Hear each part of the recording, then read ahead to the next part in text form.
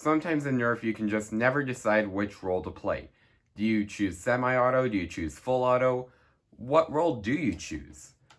Sometimes it can be really hard to decide, but luckily, Nerf Modulus is a blaster that can solve all of that.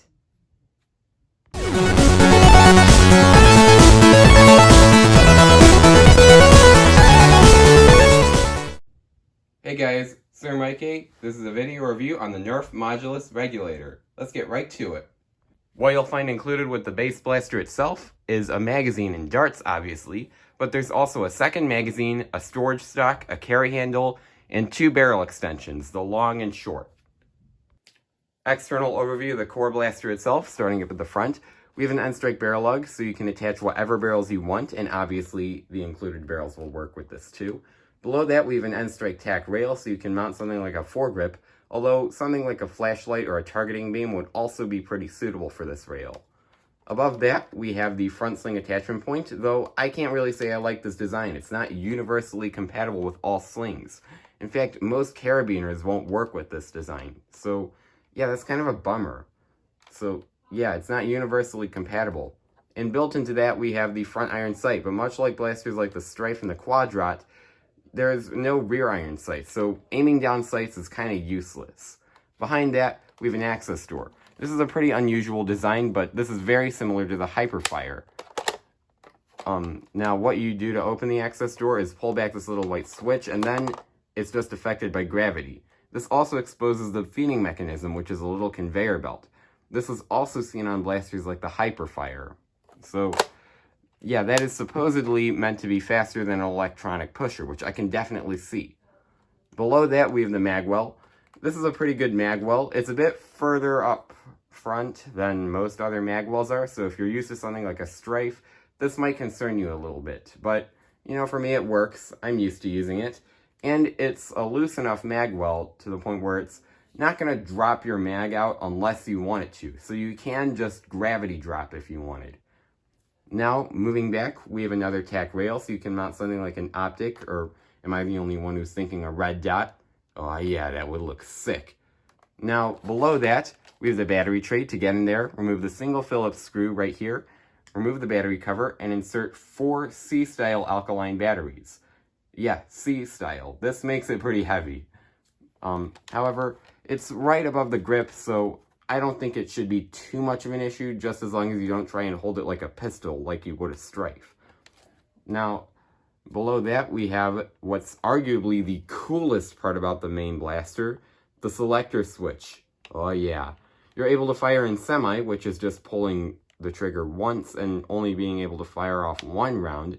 3-round burst, 3-round burst, which is being able to pull the trigger once and being able to fire off 3 rounds in a burst. However, there is no way to interrupt that burst. Then there's full auto, which allows you to just hold down the trigger and continuously fire rounds until you're empty. Which, yeah, I think having this selector switch is definitely a very big pro compared to something like a Hyperfire. Sure, you can manipulate the firing mechanism to manually semi or 3-round burst on a Hyperfire, but because there's no selector switch and there's nothing to stop you from accidentally firing off more rounds than you intend to, that can be a little tricky. So I definitely like having the selector switch. Now to the grip. This is a pretty comfortable grip for me, although I've heard a lot of professional grip critics, Coop772, I've heard them complain about it, and they've said that this trigger guard doesn't really help that much, but you know, I really don't think it's that bad.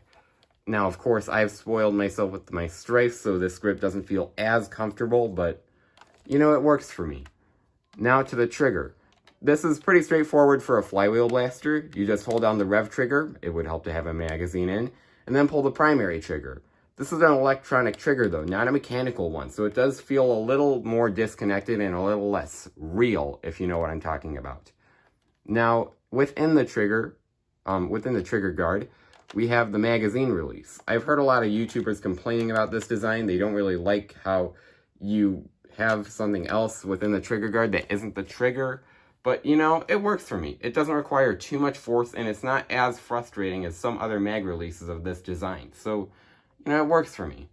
Above that, we have a little status indicator, which is an obnoxious red light that blinks for around 15 seconds before it finally turns off, and that lets you know when you're out of ammo.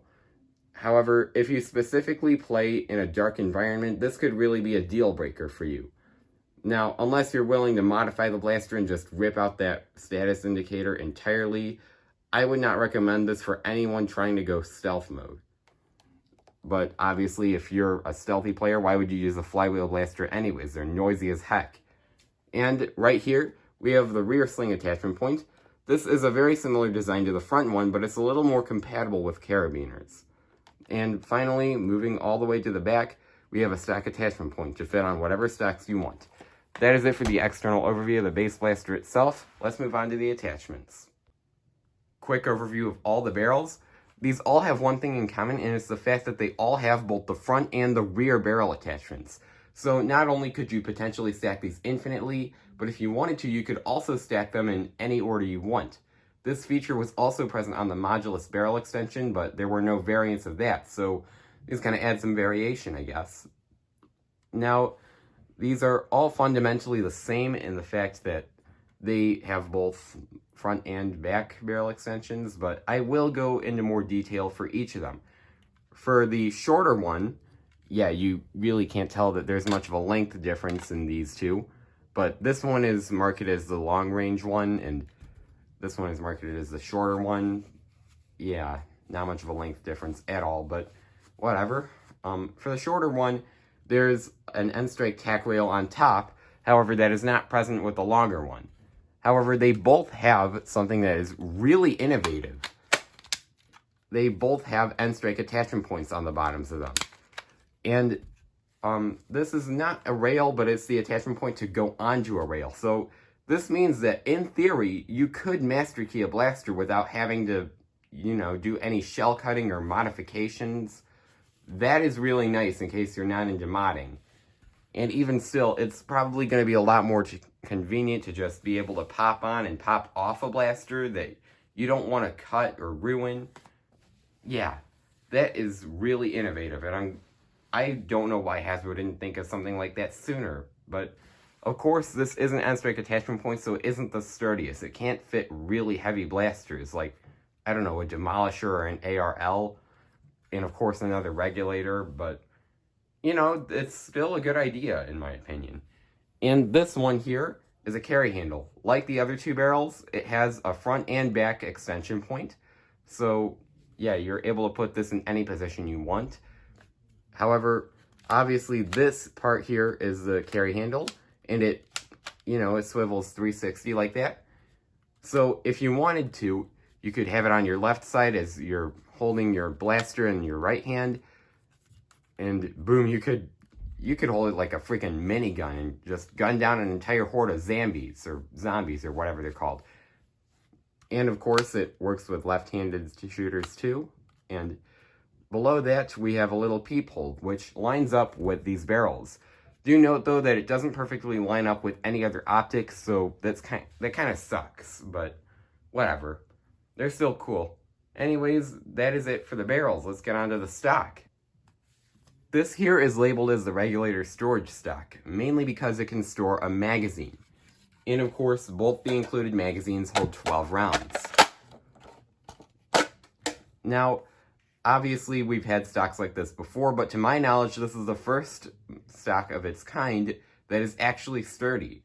Things like the Modulus and Recon stocks have been able to store magazines, but those were flimsy as heck. Yeah. You would be able to bend them on just the prime weight of a Springer. And I'm not even kidding. Just watch Coop 772. Because I don't personally own one of those stocks. They're garbage. But, yeah, this thing is the first stock that can hold a magazine, and that is actually pretty sturdy as a stock. So, yeah, thank you, Hasbro. This is a little bit on the shorter side. I have heard people saying that it's a bit like the Retaliator stock in terms of length.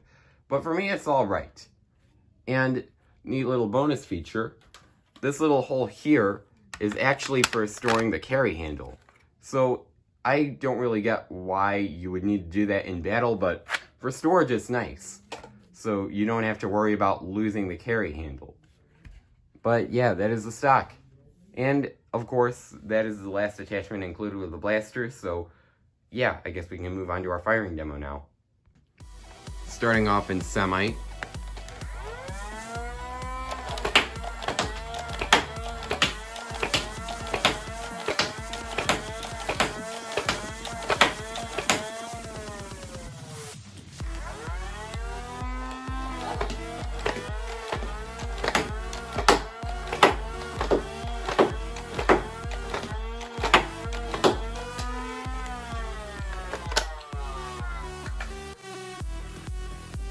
Now firing in 3-round burst.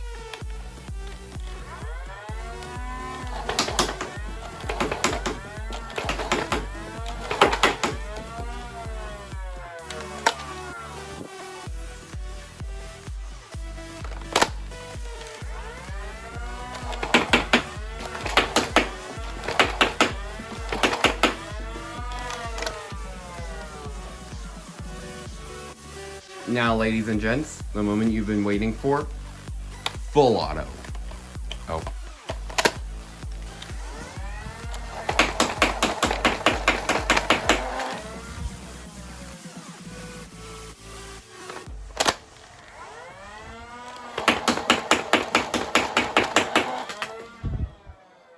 So, what is my overall opinion on the Regulator? Definitely very positive. I would recommend this blaster to just about anyone.